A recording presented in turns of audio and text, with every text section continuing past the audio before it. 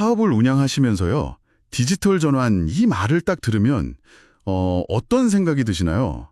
아마 머릿속에선 그거 해야 하는데 싶으면서도 당장 눈앞에는 어디서부터, 비용은 또 얼마나 들까? 뭐 이런 막막함이 먼저 떠오르실 거예요. 맞아요. 딱 그 느낌이죠.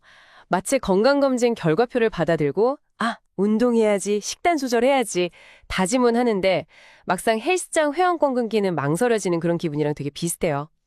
모두가 필요성은 아는데 그 첫발을 떼기가 정말 어렵죠. 바로 그 첫 발을 뗄 수 있도록 정부가 직접 등을 떠밀어주는 사업이 있습니다. 오늘 청취자분께서 공유해 주신 2025년 중소기업 클라우드 서비스 보급 확산 사업 관련 자료들을 저희가 쫙 모아봤는데요.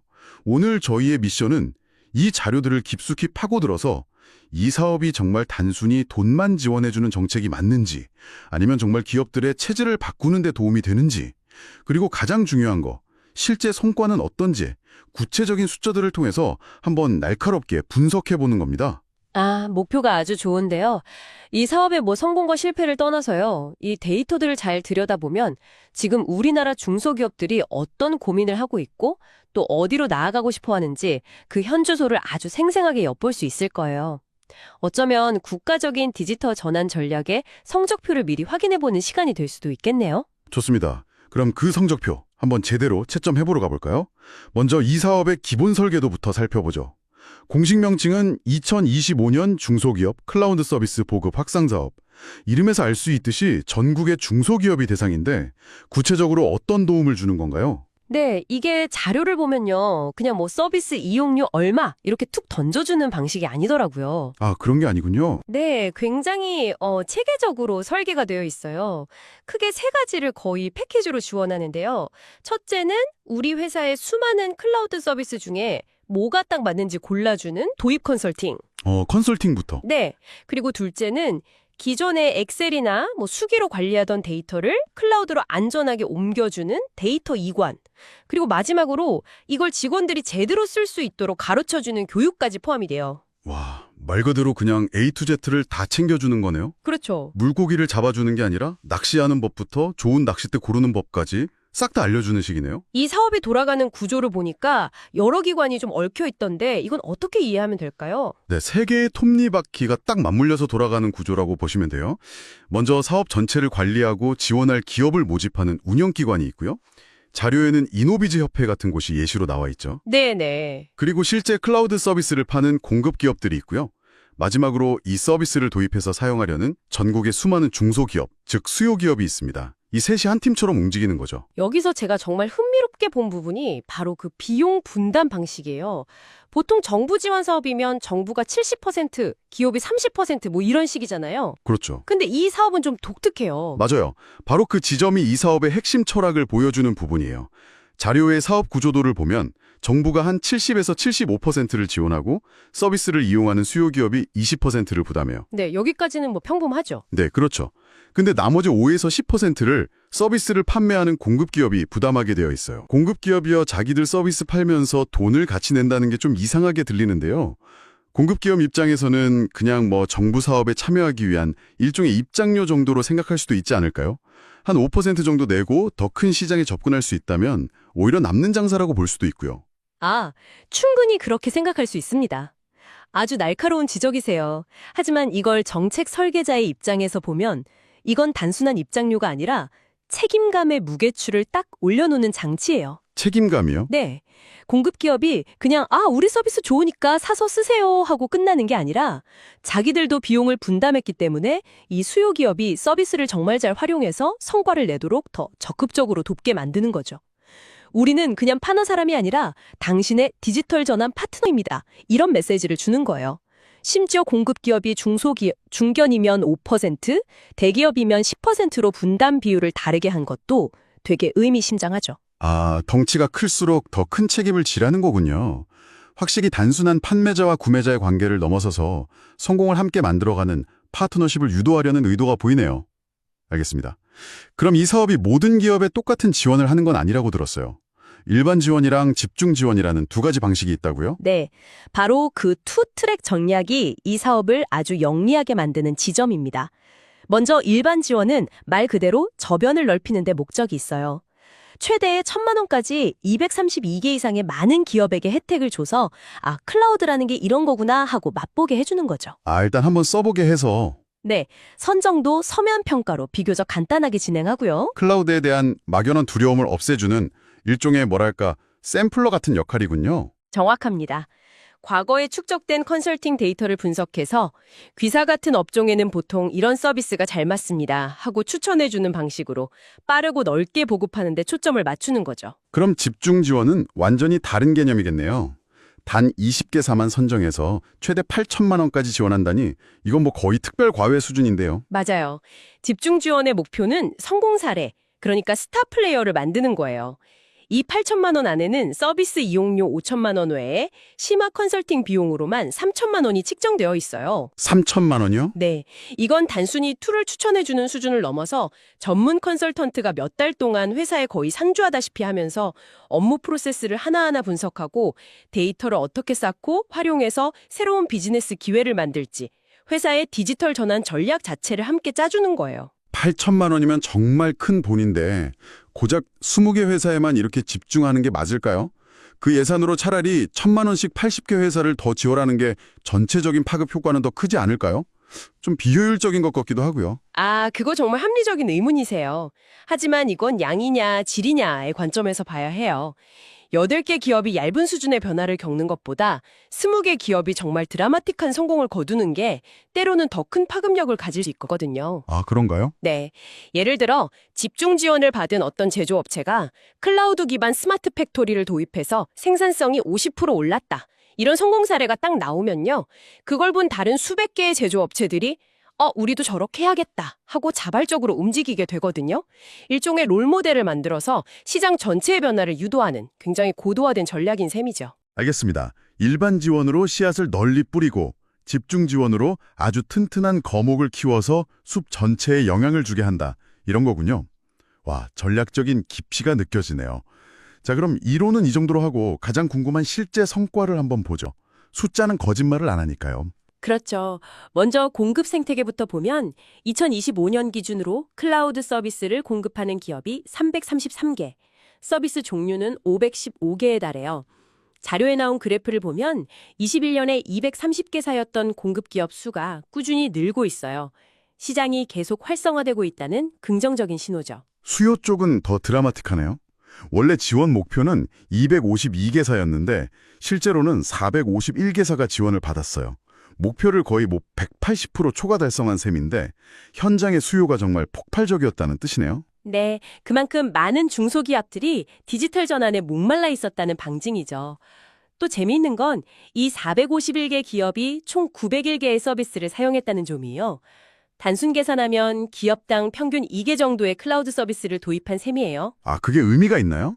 그냥 하나만 써보는 게 아니라 여러 개를 썼다는 거잖아요. 그럼요. 아주 중요한 의미가 있습니다. 이건 기업들이 단순히 이메일이나 메신저 같은 단일 기능만 도입하는 게 아니라는 뜻이거든요. 회계, 고객 관리, 재고 관리 등 여러 업무 영역에 걸쳐서 통합적인 디지털 전환을 시도하고 있다는 뜻이거든요. 점 단위가 아니라 면 단위로 변화가 일어나고 있다는 신호로 볼 수 있죠. 그렇군요. 자, 그럼 지금부터가 오늘 분석의 진짜 하이라이트가 될 것 같습니다. 도대체 어떤 업종의 기업들이 이 사업에 가장 많이 참여했을까요? 이 데이터를 보고 저는 솔직히 좀 놀랐습니다. 그렇죠. 보통 이런 사업은 IT 기업들이 독차지할 것 같잖아요. 맞아요. 저도 당연히 1위는 정보통신업일 거다 이렇게 생각했는데 데이터를 보니까 압도적인 1위가 제조업이에요. 무려 34.8%. 전체 지원 기업의 3분의 1 이상이 제조업체예요. 2위인 정보통신업 28.4%보다도 훨씬 높아요. 이건 대체 어떻게 해석해야 해요? 바로 그 지점 때문에 이 자료가 정말 가치 있는 거예요. 이건 우리나라 산업의 근간인 제조업이 지금 얼마나 필사적으로 변화하려고 하는지를 보여주는 매우 중요한 데이터입니다. 흔히 제조업은 보수적이고 변화가 느릴 거라는 편견이 있잖아요. 네, 좀 있죠. 하지만 실제로는 생존을 위해 가장 절박하게 디지털 기술을 받아들이고 있는 현장이 바로 제조업이라는 거죠. 왜 그런 걸까요? 제조업이 이렇게 클라우드 도입에 적극적인 이유가 있을까요? 크게 두 가지 흐름으로 볼 수 있어요. 첫 번째는 생산성의 위기 때문이에요. 요즘 스마트 팩토리 이야기 많이 하잖아요. 네.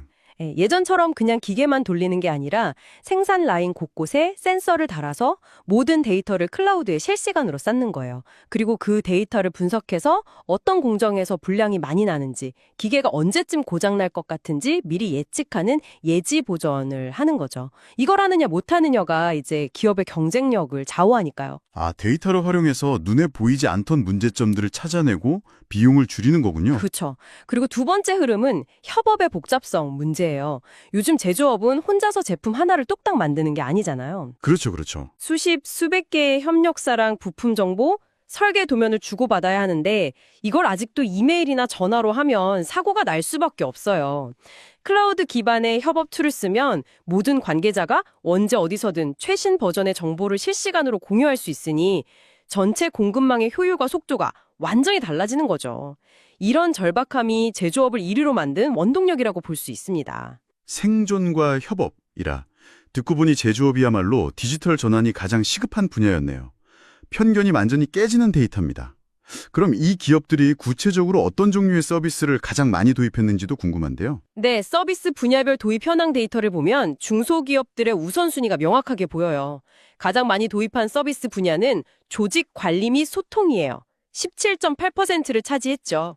그 뒤를 고객 관리, 즉 CRM이 11.3%, 회계 관리인 ERP가 8.7%로 잇고 있고요. 조직 관리, 고객 관리, 회계 관리, 전부 기업 운영의 가장 기본적이면서도 핵심적인 기능들이네요. 맞아요. 이게 시사하는 바가 큽니다. 중소기업들은 인공지능이나 빅데이터 같은 화려하고 거창한 기술부터 도입하려는 게 아니에요. 당장 우리 회사 내부의 소통을 원활하게 하고 흩어져 있는 고객 정보를 체계적으로 관리하고 골치 아픈 회계 업무를 자동화하는 것처럼 가장 현실적이고 시급한 문제부터 해결하려고 한다는 거죠. 아주 실용적인 접근법이에요. 그런데 이 데이터를 더 자세히 보니까 정말 재미있는 부분이 있어요. 방금 말씀하신 조직 관리, 고객 관리 같은 개별 항목들을 모두 합친 것보다 더 큰 비중을 차지하는 항목이 있어요. 바로 기타 사스 및 엑스사스 등이라는 항목인데 이게 무려 28.4%로 1위예요. 하하하하, 기타가 1위라니 이건 좀 이상한데요. 하하, 아주 예리한 발견이시니까 기타가 1위라는 건 사실 엄청나게 중요한 메시지를 담고 있어요. 여기서 엑사스라고 읽는데 X as a Service의 약자거든요. 말 그대로 특정 산업이나 특정 업무에만 필요한 아주 전문적인 클라우드 도구들을 전부 포함하는 개념이라고 보시면 돼요. 예를 들면 어떤 것들이 있을까요? 가령 건설 현장에서 드론으로 촬영한 데이터를 분석해주는 클라우드 서비스라던가 아니면 의류 디자이너들을 위한 원단 재고 관리 및 디자인 협업 툴 혹은 농장에서 온도나 습도 같은 생육 환경을 원격으로 제어하는 스마트팜 솔루션 같은 것들이죠.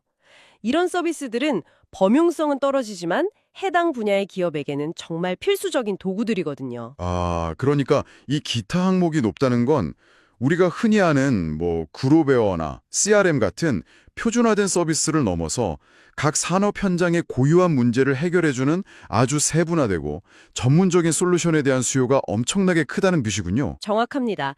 동시에 이 정부 사업이 그런 틈새 시장의 전문 솔루션들까지 폭넓게 포용할 수 있도록 판을 잘 깔아줬다는 증거이기도 하고요. 반면에 눈에 띄게 비중이 낮은 항목도 있어요. 서버나 스토리지 같은 인프라를 빌려 쓰는 IaaS는 단 2.5%에 불과해요. 2.5%면 거의 없다고 봐도 될 정도네요. 이건 뭘 의미하죠? 우리나라 중소기업들은 지금 당장 개발자를 뽑아서 서버를 빌리고 그 위에서 뭔가 새로운 서비스를 개발하는 것에는 큰 관심이 없다는 걸 보여줘요. 그럴 여력도 부족하고요. 그보다는 이미 잘 만들어진 완성품 소프트웨어, 즉 사스를 구독해서 당장 내일부터 업무에 활용하고 효율을 높이는 것을 압도적으로 선호한다는 거죠. 빠르고 실용적인 길을 택하고 있는 겁니다. 네, 알겠습니다.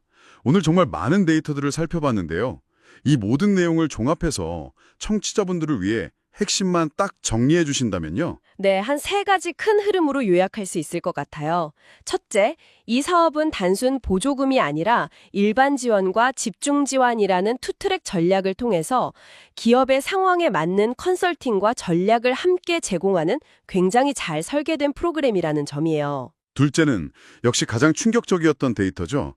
우리나라 경제의 허리인 제조업이 디지털 전환의 가장 뜨거운 현장이라는 사실이 명확한 수치로 증명되었다는 점.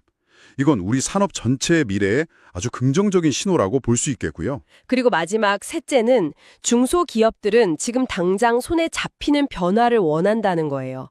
소통, 고객 관리, 회계 같은 실용적인 SAS 솔루션을 통해 업무 효율을 높이는 데 집중하고 있고, 동시에 각 산업에 특화된 전문 솔루션에 대한 수요도 폭발적으로 늘어나고 있다는 점입니다. 아, 명쾌한 정리네요. 오늘 자료들을 통해 우리나라 중소기업들의 디지털 전환 현주소를 정말 속속들이 들여다본 것 같습니다. 맞아요. 오늘 우리가 살펴본 자료는 도입 단계의 성공을 아주 잘 보여주고 있어요. 451개라는 많은 기업이 클라우드 서비스를 성공적으로 도입했으니까요. 하지만 여기서 한 걸음만 더 나아가서 청취자분께서 스스로 이런 질문을 던져보시면 어떨까 해요. 그래서 이 도입이 앞으로 기업들의 일하는 방식과 비즈니스를 근본적으로 어떻게 바꿀 것인가? 아, 도입 그 자체보다 도입 이후의 변화에 주목하라는 말씀이시군요. 그렇습니다. 데이터는 무엇을 샀는지는 보여주지만 그것으로 무엇을 만들어낼지는 아직 보여주지 않아요. 이 사업의 진짜 성공 여부는 2, 3년 뒤에 이 451개의 기업들이 클라우드를 발판 삼아 어떤 혁신적인 제품을 내놓고 해외 시장을 어떻게 공략하며 어떤 새로운 비즈니스 모델을 만들어내는가에 달려있을 거예요. 어쩌면 이 기업들 중에서 미래의 유니콘 기업이 나올 수도 있겠죠. 청취자분께서도 앞으로 이 기업들의 도입 소식이 아니라 변화의 이야기에 귀를 기울여 보시면 우리 산업의 미래를 읽는 훨씬 더 흥미로운 흐름을 발견하실 수 있을 겁니다.